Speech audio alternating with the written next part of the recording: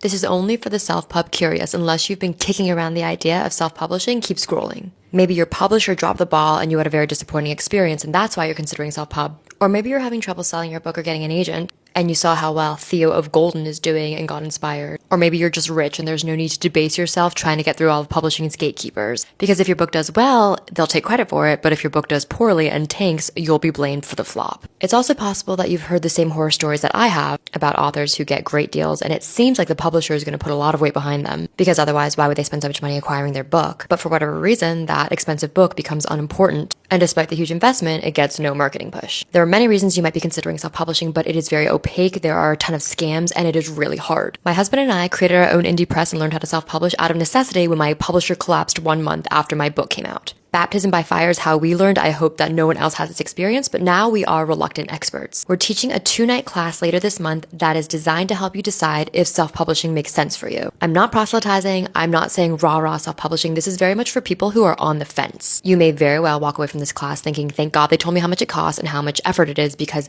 I simply do not have the bandwidth. If you've been toying with the idea of self-publishing, but it's always been on the back burner and you've put off all of the research involved, this class will answer all of those types of questions. So at the very least, the idea of self-publishing will not be rattling around in your head anymore. You'll be able to determine whether it's something that you can do or if it's something that you should abandon. There are a lot more details in the course description about what we're covering, and all of that is linked in my bio. This is a completely separate course than my social media for authors TikTok workshop. Though of course marketing is a big part of self-publishing, the purpose of this class is to help you see if self-publishing is reasonable or not for you.